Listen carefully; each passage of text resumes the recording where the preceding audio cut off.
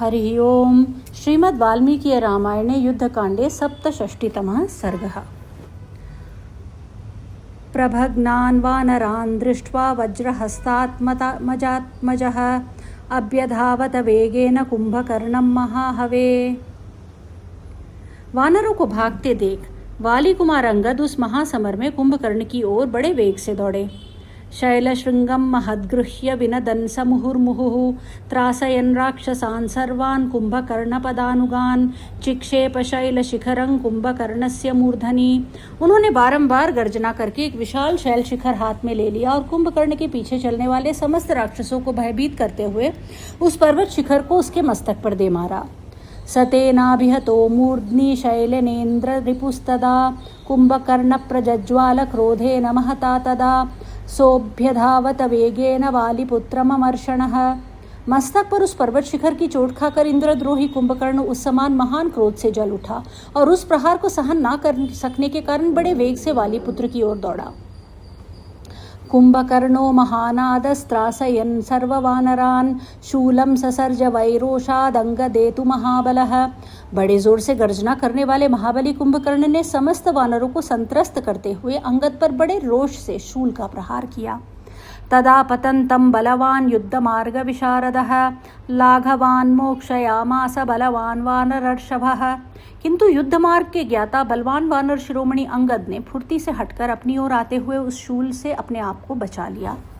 उत्पत्य चैनं तरसा तलेनोरस्य ताडयत् सतेनाभिहत कोपात् प्रमुमोहाचलोपमः।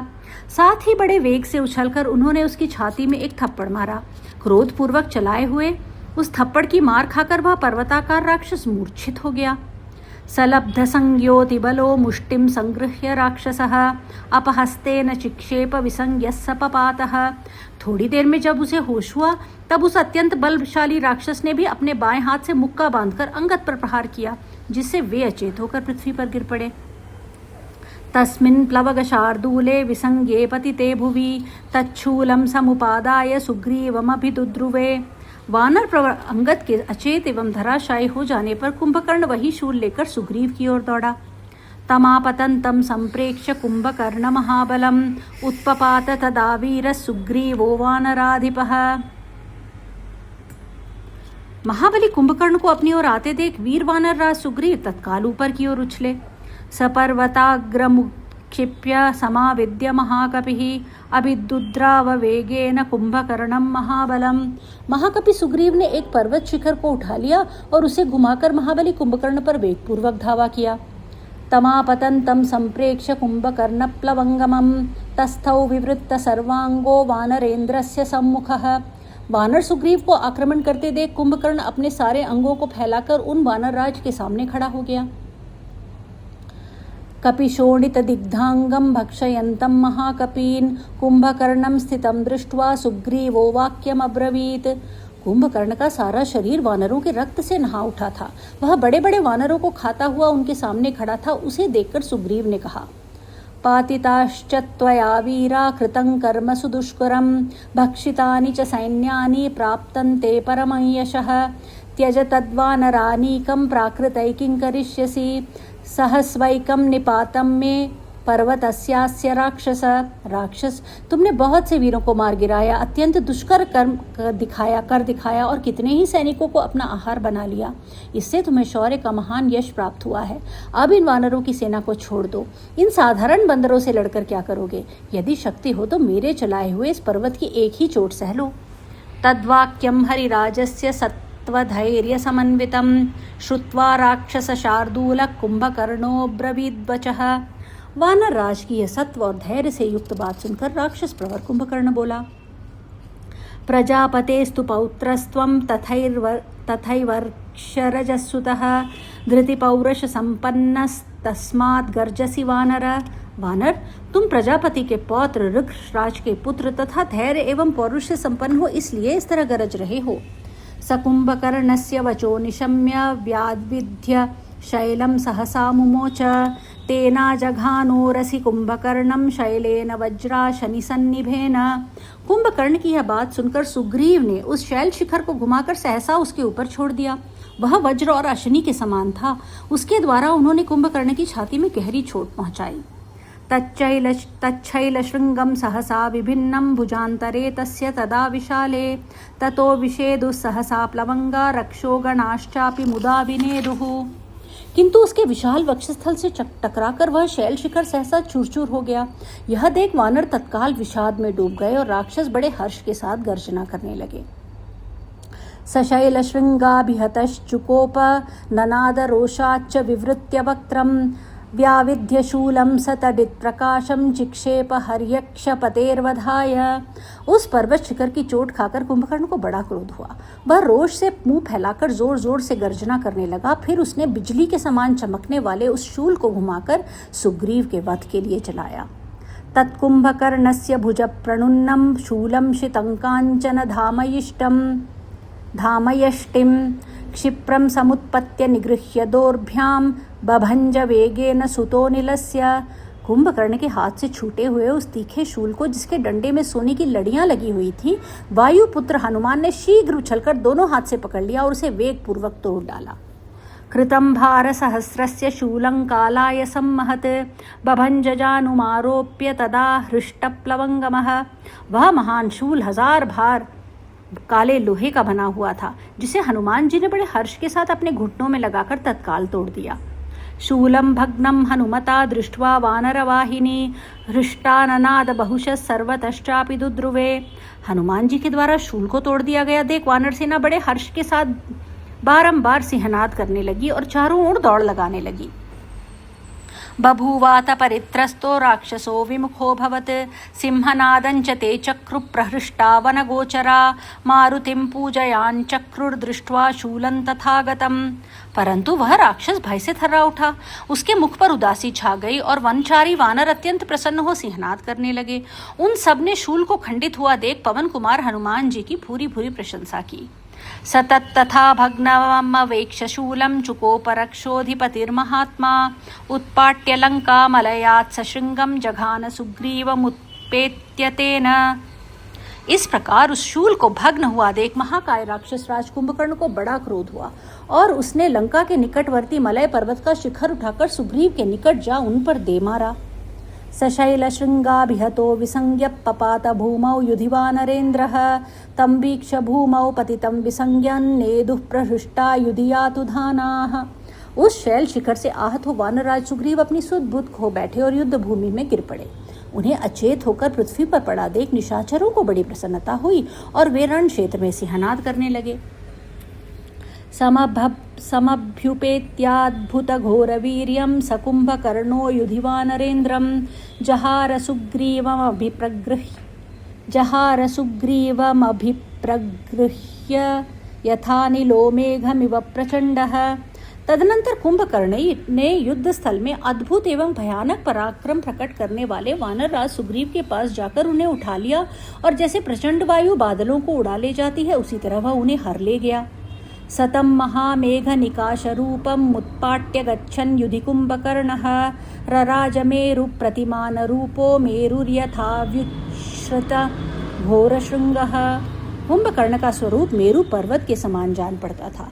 वह महान मेघ के समान रूप वाले सुग्रीव को उठाकर जब युद्ध स्थल से चला उस समय भयानक ऊंचे शिखरों वाले मेरुगिरी के समान ही शोभा पाने लगा।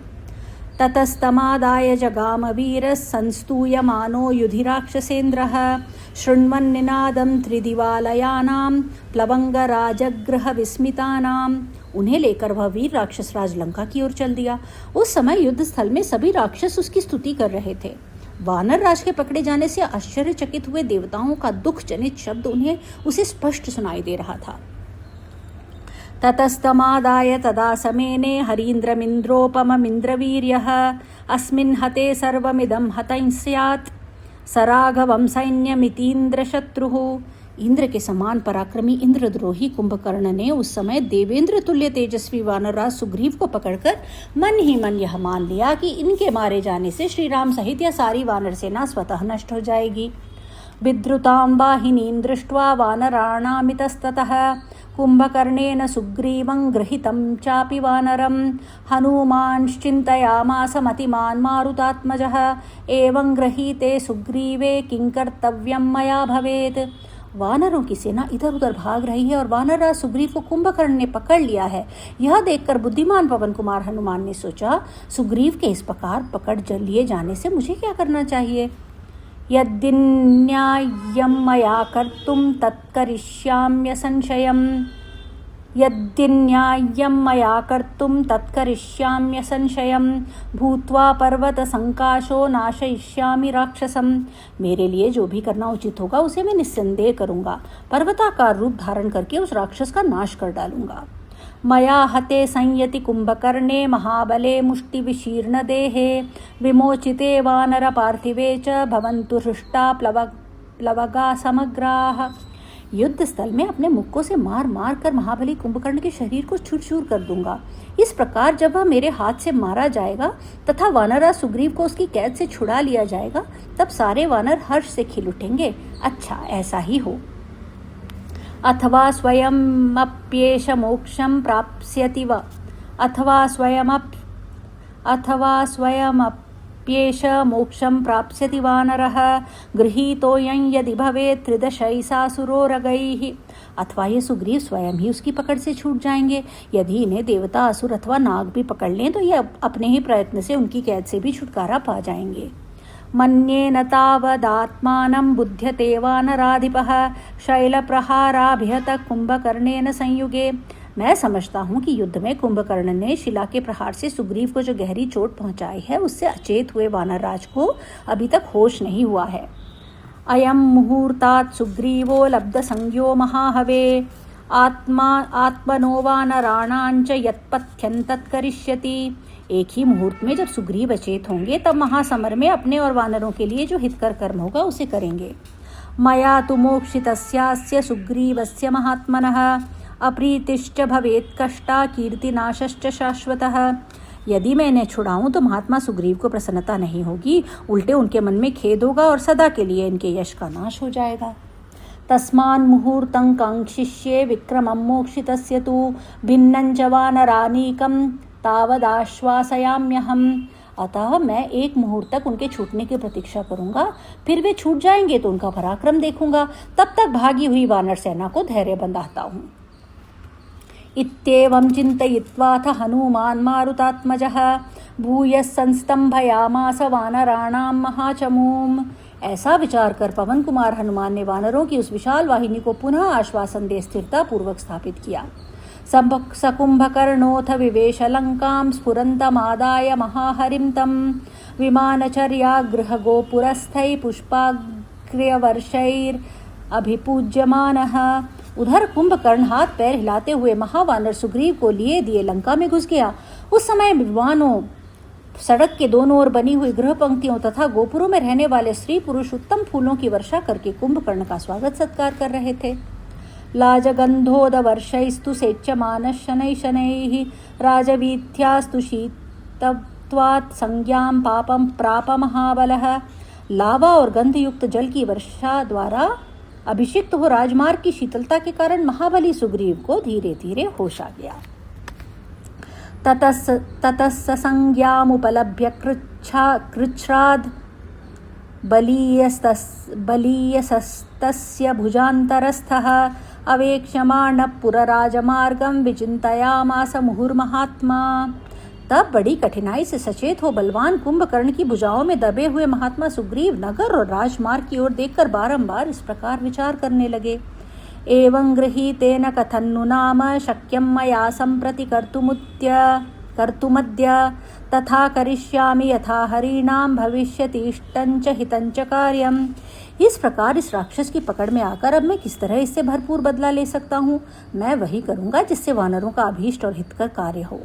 ततः कराग्रैः सहसा समेत्य राजा हरीणामरेन्द्रशत्रोः खरैश्च कर्णो दशनैश्च नासां ददंश पादैर्विददार पार्श्वौ। ऐसा निश्चय करके वानरों के राजा सुग्रीव सहसा हाथों के तीखे नखों द्वारा इंद्र शत्रु कुंभकर्ण के दोनों कान नोच लिए, दांतों से उसकी नाक काट ली और अपने पैरों के नखों से उस राक्षस की दोनों पसलियां फाड़ डाली। स कुम्भकर्णो हृतकर्णनासो विदारितस्तेन हृदैर्नखैश्च रोषाभिभूतक्षतजार्द्रगात्र सुग्रीवमाविद्य पिपेश भूमौ। सुग्रीव के दांतों और नखों से दोनों कानों का निम्न भाग और नाक कट जाने तथा पार्श्व भाग के विदीर्ण हो जाने से कुंभकर्ण का सारा शरीर लहूलुहान हो गया। तब उसे बड़ा रोष हुआ और उसने सुग्रीव को घुमाकर भूमि पर पटक दिया। पटक कर वह उन्हें भूमि पर रगड़ने लगा। सभूतले भीमबलाभिपिष्टः सुरारिभिस्तैरभिहन्यमानः जगाम खङ्कन्दुकवज्जवेन पुनश्च रामेण समाजगाम। भयानक बलशाली कुंभकर्ण जब उन्हें पृथ्वी पर रगड़ रहा था और वे देवद्रोही राक्षस उन पर सबोर से चोट कर रहे थे, उसी समय सुग्रीव सहसा गेंद की भांति वेग पूर्वक आकाश में उछले और पुनः श्री रामचंद्र जी से आ मिले। कर्णनासाविहीनस्तु कुम्भकर्णो महाबलः रराजशोणितोसिक्तो गिरिः प्रस्रवणैरिव। महाबली कुंभकर्ण अपनी नाक और कान खो बैठा। उसके अंगों से इस तरह खून बहने लगा जैसे पर्वत से पानी के झरने गिरते हैं। वह रक्त से नहा उठा और झरनों से युक्त शैल शिखरों की भांति शोभा पाने लगा। हरि ओम।